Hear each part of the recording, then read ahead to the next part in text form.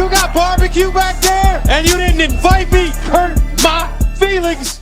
Thanks for tuning in to another episode of Trending Fantasy. If you remember a few weeks ago, Mitch and I went through our top 5 incoming rookie running backs. Today, we're going to extend it out to the top 10. Here are our composite rankings, our top 5. So we have our top 5 from previously. Number 1, Ashton Genty. Amarian Hampton at number 2, Caleb Johnson at number 3, Travion Henderson number 4, and Quinshon Judkins at number 5. The ages on here are the age of the running back at the start of the 25 season. So I know a few folks are going to jump in and say, hey, JB, Caleb Johnson, he's only 21. For now, he is. For now. My biggest thing when I was making that, I'm like, we care about their age, their draft age until the draft happens. Then after that, we don't care anymore. So I'm like, we should just make it standard. We care about when the 25 season starts because that's what we care about NFL players. But anyways, that's why I did that. If everybody hates it, I'll change it back when I do the next graphics. And believe me, listeners, I called Mitch out immediately. I said, hey, we got to change some of these ages. He said, not so fast, friendo. So now we get into, I don't want to say the fun part because the top 5 running backs are certainly fun. But now I think we're going to see a little bit more variance. And we even saw it with the rankings whenever Mitch and I had our individual rankings and we put them together. You're going to see when we run through these, if there are 2 numbers next to the composite ranking, Mitch is the first number. I am the second. So, Mitch, running back number 6, number 6 for you, 7 for me. Cameron Skattebo, age 23. That's still throwing me off. I'm like, all right, I know. Because I'm a draft age guy. It's for the best. It's for the best. It really is. Right. I am going to change the community in this direction. So, Cam Skattebo, I am expecting mid to late 3rd round, early 4th round draft capital, 5'10", 225, low to mid 4.6 40 time. So coming out of Arizona State, what do you like about Cam Skattebo and what puts him at number 6 for you? Okay, here's the thing. If you've never watched Arizona State and you don't know who he is, but someone just tells you, let me just tell you about him from a market share perspective, right? 94th percentile rushing market share, 93rd percentile rushing yard market share, 93rd percentile receptions market share, 90th percentile receiving touchdown market share, 90th percentile scrimmage market share. The dude, he hits on everything. And then you're like, have you seen him? He's like puffed up. It's weird. He doesn't have a neck. He played for Arizona State, and not a lot of people watch Arizona State. Small market, yep. But there are people who flat out love him. And so that's the reason to where if I think him and the next person that we're going to talk about are pretty darn even prospect-wise, I always take community sentiment into account because I know no matter what, if the community is higher on Skattebo, I could trade him at a future point, even if he does nothing. John, you brought up on a mock draft that's going to be dropping soon, Kendre Miller. People are still willing to buy into Kendre Miller just because they liked him. There has been nothing on the field so far to tell you, be like, hey, Kendre Miller is worth something on your dynasty teams, but people are still willing to buy him. So that's why I'm willing to have Skattebo just a little. Is it Skattebo or Skattebo? Skattebo. Yeah, that's okay. I just want to make sure I wasn't messing that up.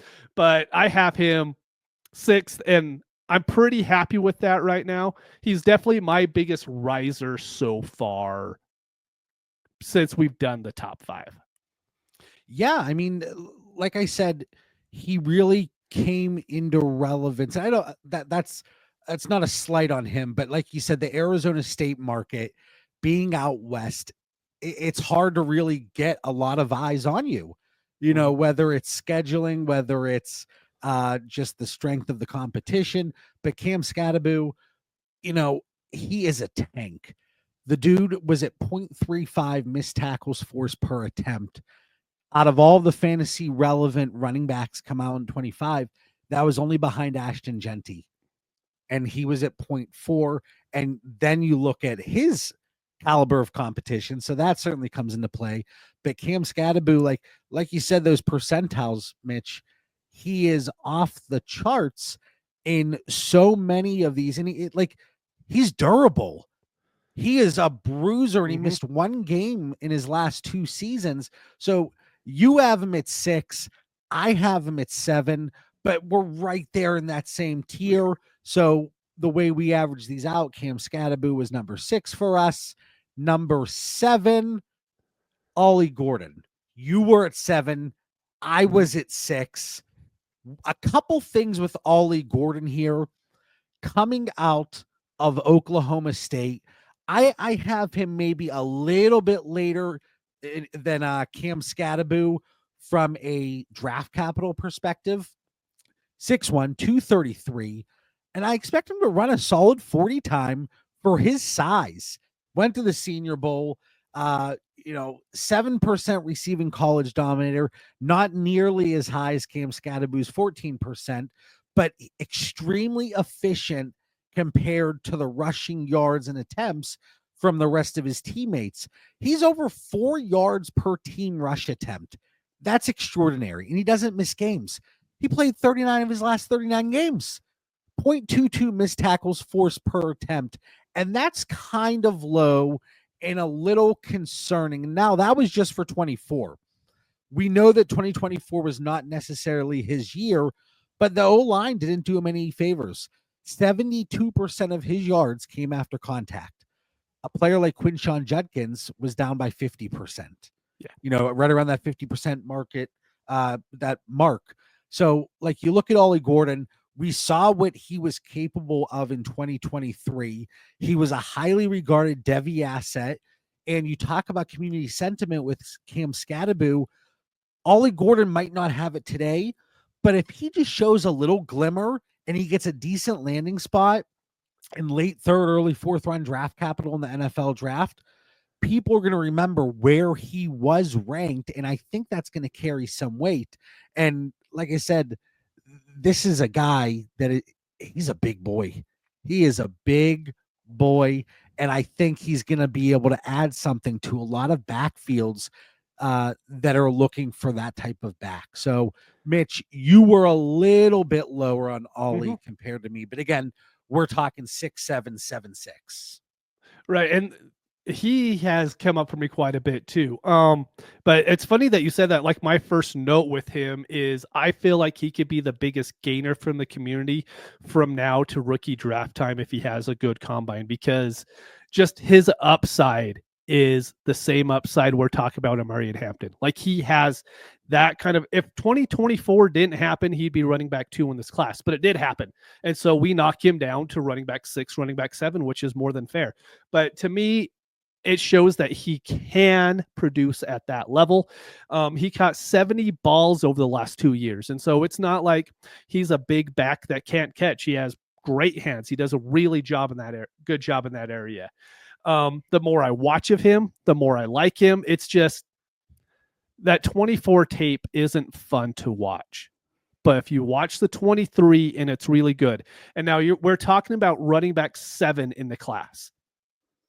I'm betting on upside here. I'm not going to bet on hey, this is a good passing specialist back and he could play on 3rd downs. That's great. Ollie Gordon has a legit chance, not going to say it's going to happen, but he has a chance to be an every down starter at running back 7 in this draft class. I think it just speaks to how good this draft class just keeps showing up and showing how it is. And is it fair? I'm looking at my tiers, that 205 to 209 range in 12-team Superflex formats. Yeah, I think that's more than fair. So that's our number 7. Going up to number 8. Number 8 for Mitch, number 9 for me. Dylan Sampson, 20 years old, coming out of the SEC, went to Tennessee, 5'11", 201. He's going to have one of the fastest 40 times. That my expectation is whenever we get to the combine. Now, this is one player that I wanted to not dive into necessarily, but you had him in your original top 5. So it went Travion and then Dylan Sampson, I believe. Yes. So what was the change for you to move Sampson down to 8 and have Judkins leapfrog him? Yeah, this isn't anything that I've seen to have me knock Dylan Sampson at this point. It's, to be honest, I wasn't that high on Quinshon Judkins to begin with. I had him as like my running back 9, but all of the draft community loves Judkins. And you'll hear some people talk about Dylan Sampson, but there's not nearly the same amount of talk as what you get for Quinshon Judkins. And this time of year, I listen to the draft community a lot, the ones who are actually talking to NFL teams and NFL scouts. And if that's how they lean, then I'm going to listen. I'm not going to be the guy being like, hey, here in my basement in Utah, I watch these videos and I'm right and you guys are wrong. I mean, I feel that way, but I'm willing to admit that, they probably watch a little bit more than I do. And then you compare him to Skattebo. Skattebo, just as a prospect, he has everything. If you could just get over, well, what happens if Skattebo runs 4.5, a 4.55? Oh my God, pants off. But you're talking about like half of a second difference, right? And that's all that it takes. And I'm not saying that he can't do that. And then you started talking about Ollie Gordon, and you honestly started talking about him that I listened to you on a mock draft that's going to be dropping like the day after this video drops. We'll be having one come out. And I just started really thinking about it. Like what we brought up, his upside is just so high. I'm not sure if Dylan Sampson has that every down NFL back upside. I still love the guy, but I just think the 7 guys that we have listed already can be every down starters. I think Dylan Sampson can do that, but he's on the smaller side. I do love his tape. I think he leaves a little bit wanting compared to the rest of these top 7 guys. And so that's why I've dropped him down. Yeah, like you said, 8 for 8 for you, 9 for me. There is that lower receiving college dominator, sub 4%. And we talk about these running backs coming out of Tennessee. Jalen Wright, it's funny, he's one of his comps from an analytical perspective. Yep. And how does that translate to the next level? He is going to be a guy that, like you said, I don't know if he's necessarily going to translate into a 3-down back. I think he's going to give a nice backfield, a 1-2 punch, but with his blazing speed, it's interesting because you mentioned this during the top 5 episode, I believe. He didn't have that high of a breakaway percentage, which was really surprising to me. Which doesn't, and then there was a comment, well, he's going to have one of the fastest 40 times. I agree with that, but it goes into being able to evade tackles. Like, he had a solid 0.27 missed tackles forced per attempt, but it's that breakaway attempt percentage. It's interesting. So I would like to know a little bit more about that, but if he hits the open field, he's gone, so there is a lot to like about Dylan Sampson. I do think when you compare him to an Ollie Gordon, a Cam Skattebo in that middle of the second range, Dylan Sampson is one that I'm just a little bit lower on. And it sounds like obviously you're there too. And it's being able to get those guys that do present 3-down upside when we get to this point in the draft. So that was Dylan Sampson at number 8. If you're watching on YouTube, you see the graphic up here. Number 9, Devin Neal. He was number 8 for me, actually. Number 9 for Mitch. Devin Neal, early day 3, maybe 5'11", 215, 4.5 speed, coming out of Kansas in the Big 12. He was also at the Senior Bowl. Tell me a little bit about Devin Neal and why you like him enough to put him in your top 10. He's second team, all Big 12. He has very good contact balance. excellent receiving market share. The reason why I don't have him above any of these guys is he's definitely on the smaller side, and he isn't a good downhill runner. Like, the issue is you bring stuff up like that, like, oh, but hey, we see Jahmyr Gibbs does that at his weight. Devon A-Chain does that. And there are guys in the NFL who are on the lighter side who can do it.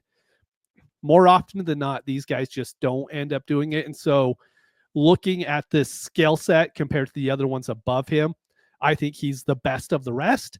But to me, that's just what he is. He's not a Dylan Sampson. He's not Skattebo. He's definitely not Travian Henderson, Quinshon Judkins. He's very good, but I think that's why everyone kind of has him in that very late third, early fourth range. Talk about receiving college dominator, and this isn't going to be a surprise to anybody that's listened to me over the last few years. I like my backs that can catch passes. 8% receiving college dominator, fairly efficient at 5.7 yards per carry. Like this class, they're all fairly durable. Like going back to Dylan Sampson, he missed one game over his last 2 years after missing 3 in 2022. I talked about Ollie Gordon, played 39 of 39. Devin Neal, he played 49 of 50 games. Super low, well, lowish missed tackles forced per attempt at 0.21. Again, for reference, Cam Skattebo was at 0.35 and Ashton Genty was at 0.4. He's not necessarily a power runner. You talked about being able to run downhill, and I think that shows a little bit statistically when you look at his missed tackles forced per attempt. And he's very solid in the screen game, but a lot of it is just screens and dump offs. It's not necessarily going downfield and running an elite route. So yes, he gives you enough in the receiving game, but he's a nice safety valve and escape option for quarterbacks.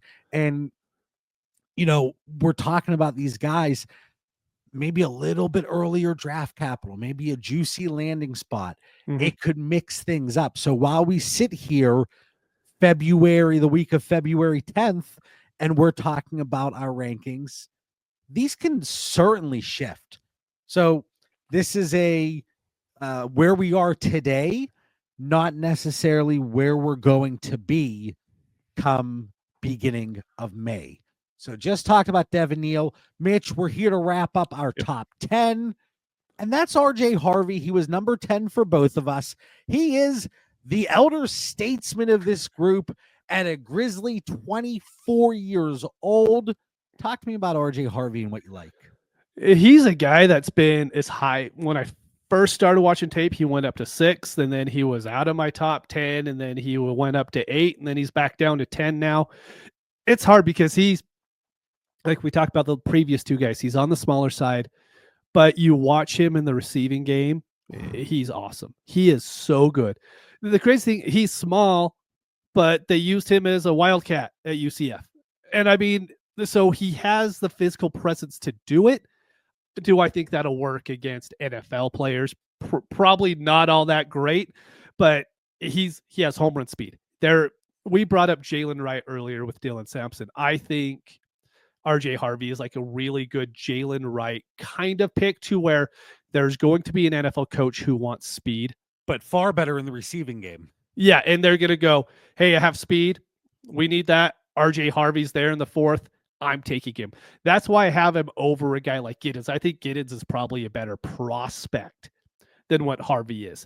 But I think there's going to be a coach that ends up falling in love with Harvey just because of what he could do on the field, even though he is a little bit older. But you have a good point in your notes. He's a third down back who might not be very good at pass protection because he's small. We've seen it with Blake Corum. Blake Corum is always going to have issues in pass protection because he has short arms. So any defensive lineman that's going to come in, has longer arms, can push him over in the quarterback. It's going to happen all of Blake Corum's career. And so you do have to worry a little bit like that, unless the coach just flat out knows, hey, this guy isn't in here to pass block 90% of the time. He'll chip and then he'll go out. I was just going to say, because this was an in-depth conversation we had with Dan a while back, because from a coach perspective, like, hey, you better be able to pass pro. Well, there's running backs that are very good in the passing game.